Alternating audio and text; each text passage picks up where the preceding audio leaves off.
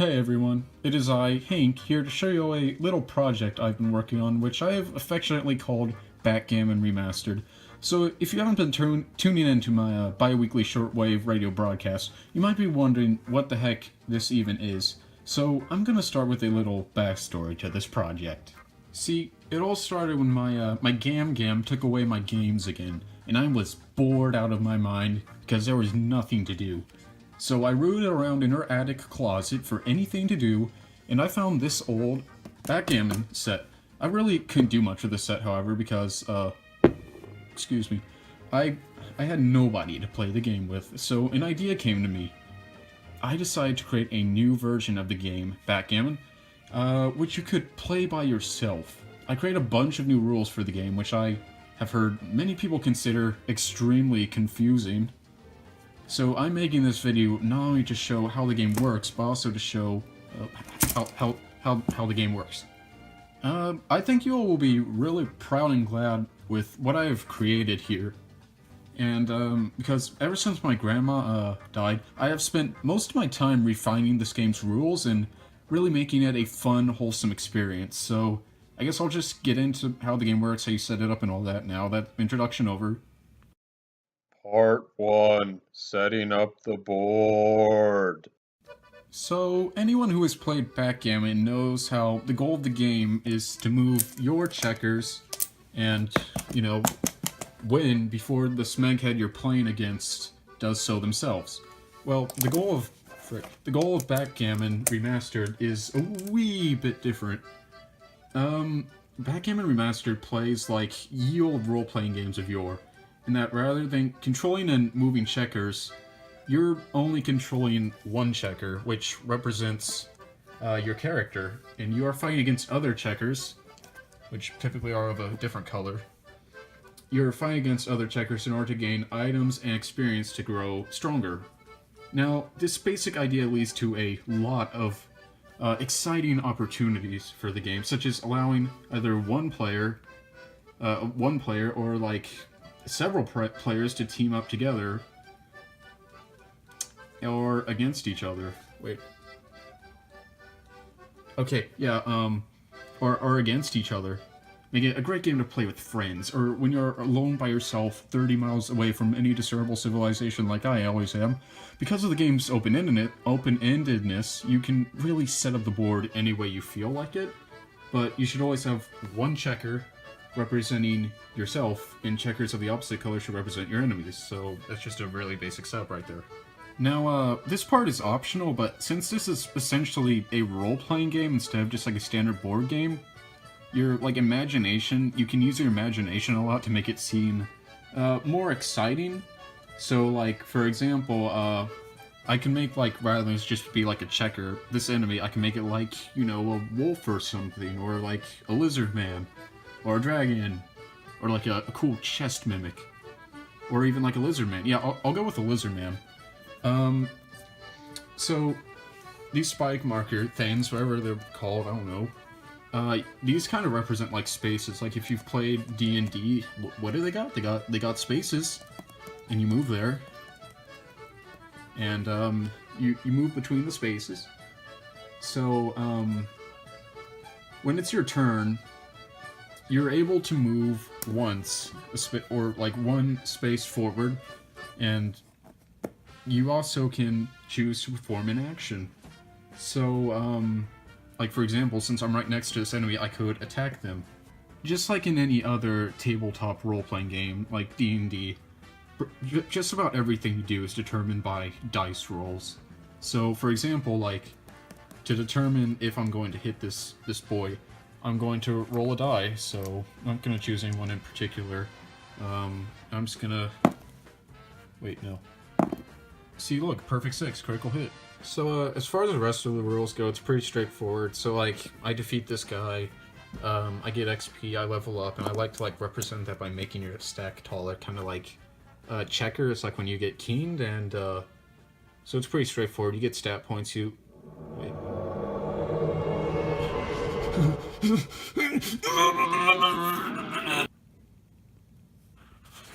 Alright, sorry about that, guys. I think I had a heart attack, but I'm fine now. I actually got invaded. So I didn't expect that to happen, honestly. And you're probably wondering immediately, wait, what I'm talking about? But this is essentially online play for this game, so I kind of want to save this for like another video. But this game has online play, involves you kind of like Dark Souls. You invade other people. You actually were represented in their boards, so that checker was not there before. That's the enemy player actually, and you can fight, like, you fight each other just like you fight enemies, you dice roll and things like that, so it's a pretty cool concept. I actually created it. And you might be, I'm sure you're immediately wondering, how is this even possible? This is a physical game, no electronics, how is it actually connected to the internet? Like, how do you connect it to other games? But you might have noticed that there's this little cord here. So, if I just quickly turn this board over, I can show you guys how I've modified the board in order to connect to other players who have made the same modification as I have. So as you can see here, with these wires, they actually connect to every space on the board, and they fuse together, or they fuse together on this end, and they're connected to this Ethernet cable. That's the cable. So you don't see this like when you're on top, but you can see when you flip it over. Now, the Ethernet cable runs all the way up to my kitchen, where it ends at this little fruit fly vinegar trap. And now this part is pretty technical, actually, probably the most technical part of this whole rig.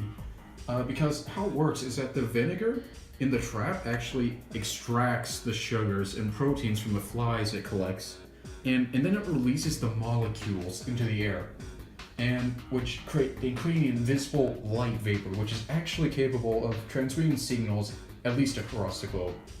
Alright, now anyway, I'm back in my room, I'm back in my game, so I think it would be a good idea to show off a full PvP match for this video. So since my invader, well, I get to go first when they invade me, it's my turn right now, and I just started, like, my character, so I haven't really gotten to choose any abilities which like would allow me to like attack him from across here. So all I can actually do right now is move my one space closer to him. So now I'll wait for him to do the same, I suppose. So, alright. Eventually they'll move their piece. Matches are supposed to go by pretty fast. I tested this with my friend Jeff. And, okay, he's taking his time. But I'm sure he's seen me move. Alright, yeah, the only thing you can actually do in this situation is move forward, but I'm not going to rush him. But this is gone for like a minute. Alright, you know what, I'm just going to turn this recording off and wait till he moves again so I can continue the song. I'll just do this in a few takes though, but it'll be quick.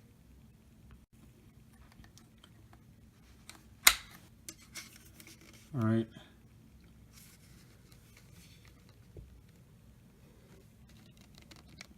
Oh my god. It's been 6 hours. They haven't done anything in 6 hours. Well, I'm hopeful they'll do something overnight though. It's pretty late right now, but maybe something will happen tonight, anything. So I'm just gonna keep this sitting here while I sleep and recharge my batteries.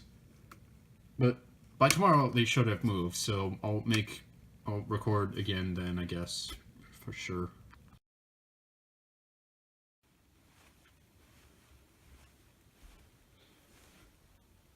Damn. Alright guys, it's morning, and it looks like they still haven't moved. Man, I'm gonna be honest with you guys, like, I really like to keep this game going. Like, the thing is, I have a feeling this is gonna be like the only person I ever connect to, because this is a really complicated procedure. And I'd really just like to see how this game plays out, because like, I think it would be good for this video to show off how this like component of the game works.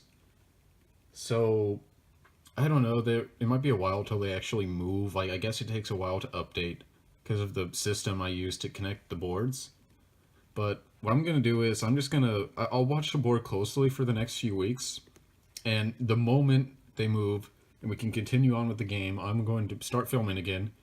And I guess I'll continue recording off from there, so I'll see you guys whenever I see you.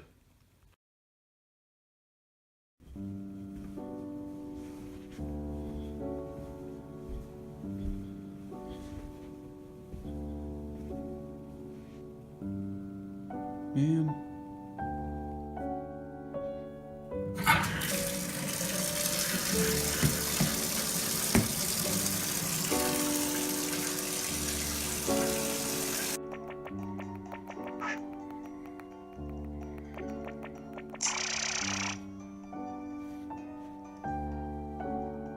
Man.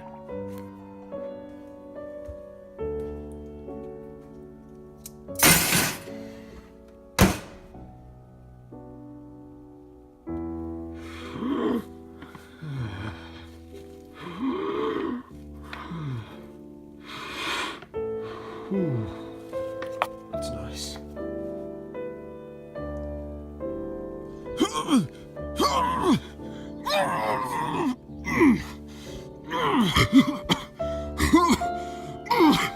Oh, crap. Darn it.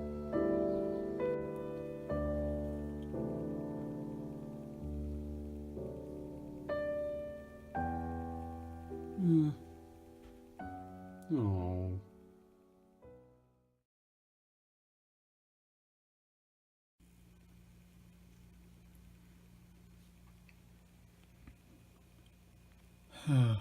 Today marks the second anniversary of the day I started playing this confounded game. And as you can see, the other player has yet to move their piece.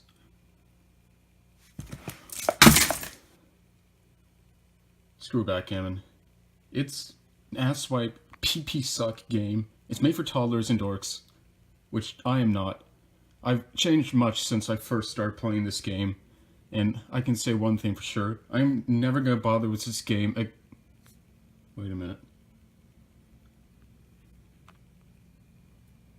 Oh! Huh. Would you look at that?